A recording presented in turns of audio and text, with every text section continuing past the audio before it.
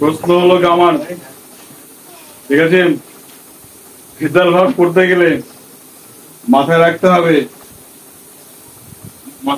কি ভার্বটা যে ফর্মে আছে, ভার্বগুলো যে ফর্মে আছে, আমার উত্তর লেখার সময় সেই ফর্মে উত্তর দিতে হবে। যদি আমার উত্তর সেই ফর্মে না দিই তাহলে কিন্তু আমার নাম্বার পাবো না। মনে থাকবে কি বললাম? তাহলে she rose early in the morning বা she rose early enough। rose, এটা রোজটা কোন ফর্মে আছে? রোজ কোন ফর্মে আছে তার আগে বলে দিই। গ্রামার সব ক্লাসের জন্য ইম্পর্টেন্ট। ক্লাস 5, 6, 7, 8, 9, 10 এর জন্য আলাদা গ্রামার তা কখনো হয় না। গ্রামার সবার ক্ষেত্রে একই গ্রামার। প্র্যাকটিস আমাদের করতে হবে, প্র্যাকটিস মেক ইউ পারফেক্ট। চলো শুরু করি। রোজ মানে রোজ কোন ফর্মে আছে? এখানে রাইস থেকে রোজ হয়েছে, রাইস, রোজ, রাইজেন, তাই তো? তাহলে V2 ফর্মে আছে। তাহলে আমাদের খুঁজতে হবে এর মধ্যে খুঁজতে হবে put on, make out, get up, look after, come across, put of.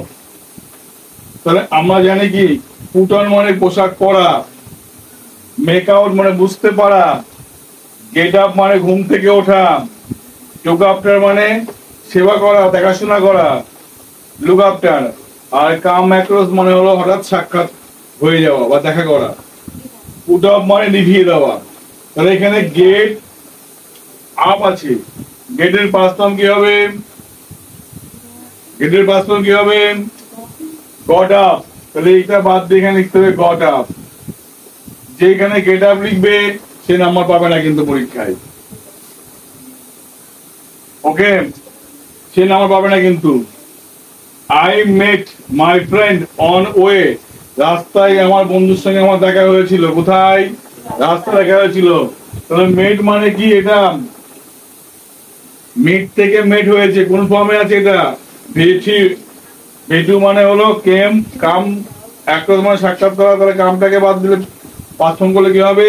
Came across. কি করতে হবে এখানে? Came across.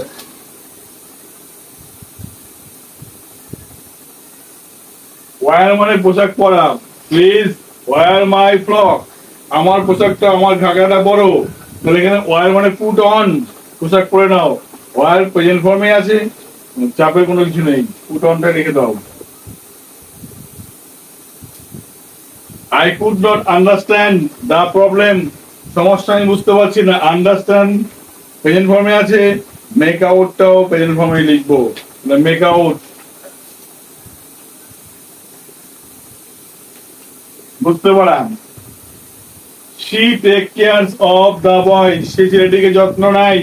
তাহলে টেক কেয়ার, টেক্স কেয়ার। তাহলে প্রশ্নের ভাবের সঙ্গে কি যোগ আছে? এর যোগ আছে, তাই না? তাহলে আমার কি করতে হবে এখানে? Looks after. কি করতে হবে? Looks after. কে যদি লুক আফটার করে হয়তো ঠিক হলো, কিন্তু নাম্বার সে পাবে না। বলতে পারলাম কি ব্যাপারটা হলো? হ্যাঁ, বোঝা না গেল? যারা 6 এই যে ক্লাসগুলো হচ্ছে, যারা 5 পড়ে, 5, 6, 7, 8, 9, 10 বিষয়টা অনেক সপ্তাহ একসঙ্গে পড়ি আমরা। যারা উঁচু লেভেলে আছে, তারা যারা ভুল হয়ে যাচ্ছে সেই জায়গাটা আমরা শিখে নিচ্ছি, ঝালিয়ে নিচ্ছি। যারা উঁচু লেভেলের আছে, যারা নিচু লেভেলে রয়েছে, তারা কি ভাবছো এইগুলো আগাম আমরা জেনে যাচ্ছি। অ্যাকচুয়ালি অ্যাডভান্সটা হয়ে যাচ্ছে আমরা, ঠিক কিনা? এই অ্যাডভান্স জায়গাটা কিন্তু পরিপূর্ণ করতে হবে। তারপরে প্রশ্ন কি আছে দেখো, fill in the blank with the appropriate preposition. Preposition এই একটা বিষয় পৃথিবীতে কখনো যদি পরীক্ষার জগতে থাকতে হয়, প্রিপোজিশন পেছন ছাড়বে না। কারণ এরপরে চাকরি বাকরির পরীক্ষার স্টেজ আসছে, সেখানেও প্রিপোজিশন করানো কাজে লাগবে। কি বলেছে দেখো, এক্সারসাইজ ইজ গুড।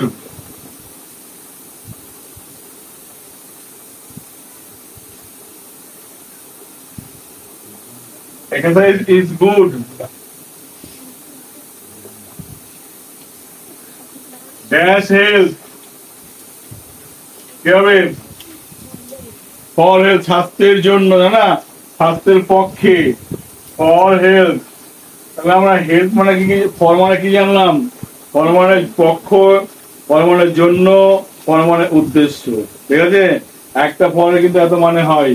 তারপরে কি আছে দেখো, বলেছে his uncle died, his uncle died dash, কি আছে, ক্যান্সার।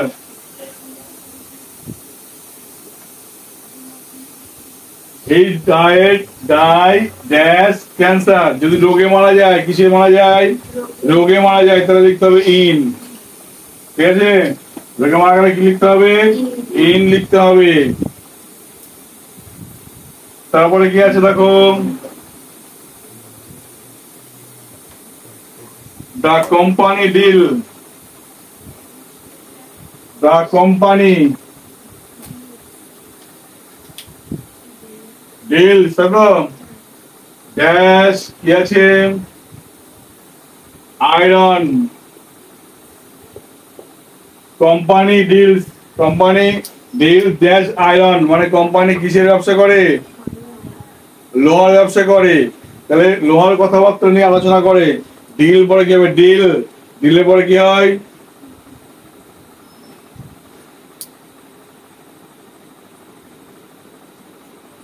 ডিল উইথ আর ডিল ইন।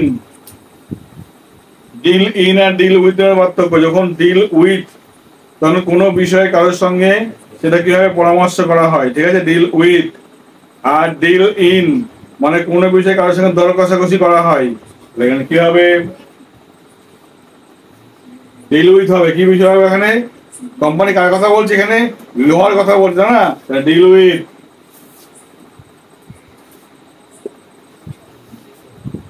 তারপরটা কি আছে, দ্য ম্যান ওয়াজ নোন, এটা সবচেয়ে সহজ। The man was known dash, কি আছে, মি। ভিডিওতে মাথায় রাখতে হবে, known, bake, pray, addict, adjacent. ঠিক আছে, মিক্স, অ্যাড, এরপরে সবসময় কি বসে, টু বসে। কি বসে পরে, টু বসে। আচ্ছা, রিপোর্ট, দ্য রিপোর্ট, কি আছে, ইজ বেসড ড্যাশ ফ্যাক্ট। প্রশ্ন হলো, সারা জীবন মাথায় রাখবা, বেসের পরে অন বসে, বেসের পরে সবসময় কি বসে, অন। ঠিক আছে, তারপরে কি আছে দেখো, ডু অ্যাজ ডিরেক্টেড, কি করতে বলেছে,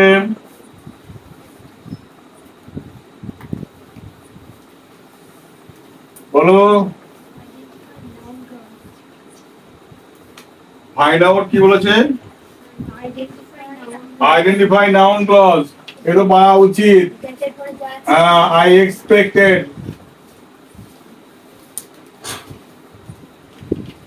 দ্যাট, ওর কি আছে, I shall get a prize, তো I shall get a prize. That থেকে বাকি অংশ, অর্থাৎ দ্যাট বা যে কোনো ডাব্লিউএস ওয়ার্ড থাকলে সেখান থেকে বাকি অংশ যা থাকবে সেটা কি হবে, নাউন ক্লজের মধ্যে পড়বে। ঠিক আছে, কি বললাম, দ্যাট থেকে বাকি অংশ এটা কাজ করবে নাউন ক্লজ, এটা নাউন ক্লজ, নাউন ক্লজ। ঠিক আছে, পরে কি আছে দেখো, বলেছে Rimi said how happy I am. Rimi said how happy I am, exclamatory mark রয়েছে এখানে, বিস্ময়বোধক চিহ্ন রয়েছে। কি করে করব, কি বলবে, যখনই দেখবো এক্সক্লেমেটরি মার্ক রয়েছে তখন সেড বাদে লিখতে হবে এক্সক্লেম। কি লিখতে হবে, কি লিখতে হবে, exclaim, Rimi exclaim. EXCLAIMED. Exclaim that how happy I am. কত সুখী আমি। রিমি দুঃখে বলছে আনন্দ বলছে? আনন্দ বলছে। যদি আনন্দ বসে তাহলে দ্যাটটা পরে লিখবো, দেখো উইথ জয় লিখবো, উইথ জয়। যদি দুঃখ করে বলে তাহলে কি লিখবো? উইথ সরো। Rimi exclaim with joy that. এবার লেখো দ্যাট। আই অ্যাম মানে কি বলছে কথাটা? হি মানে রিমি বলছে, রিমি তো মেয়ে, শি, শি ইজ হবে না ওয়াজ হবে? ওয়াজ কেন? রিমি তো এক্সক্লেম পাস্ট টেন্স আছে না, এই বাক্য পাস্ট টেন্স পরে বাক্য পাস্ট টেন্স করতে হবে। তাহলে she exclaim with joy that she was,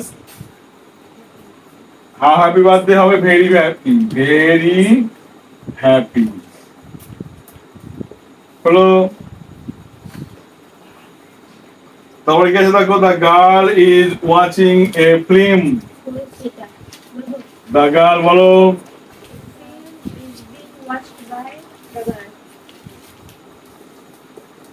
watching কি আছে? টিভি দেখো না ফিল্ম?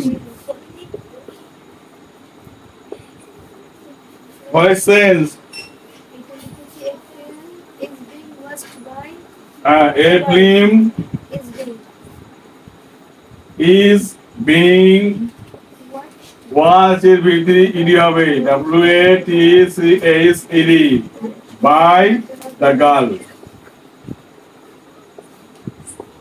হলো, by the girl। আবার কি রয়েছে?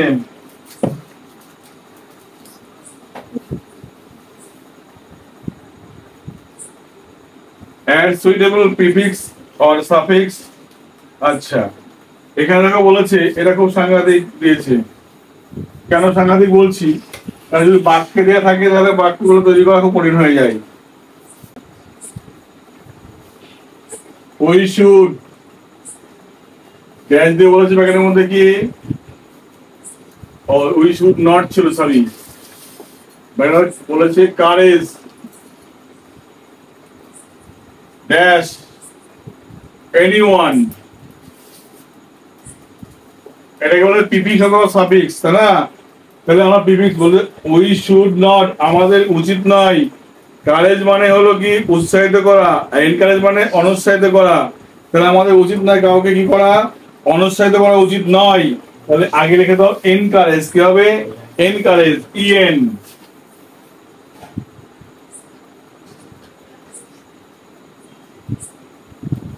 এনকারেজ। তারপরে দেখা রয়েছে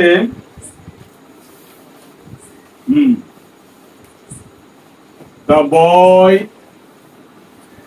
আচ্ছা, দেখতে বলেছি ওয়াচিং,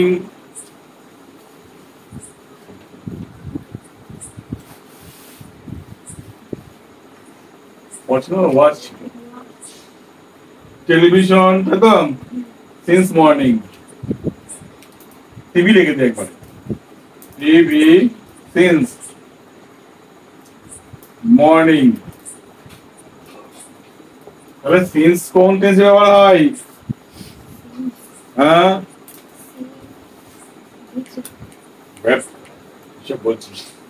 সিন্স কোন টেন্সে ব্যবহার হয়? সিন্স পারফেক্ট কন্টিনিউয়াস টেন্সে ব্যবহার হয়। সকাল থেকে ছেলেটা টিভি দেখছে, তাহলে কি হবে? The boy has been watching. কি হবে? The boy has been watching, has been watching TV। প্রশ্নটা কি বলেছিল? কারেক্ট ফর্ম অফ ভার্ব, ভার্বের সঠিক ফর্ম ব্যবহার করতে বলেছিল এখানে। The boy has been watching TV since morning. ঠিক আছে? প্র্যাকটিসটা এই লেভেলের হওয়া উচিত, এইভাবে হওয়া উচিত। ঠিক আছে? চলো, ভালো থাকবে, সবাই প্র্যাকটিস করবে।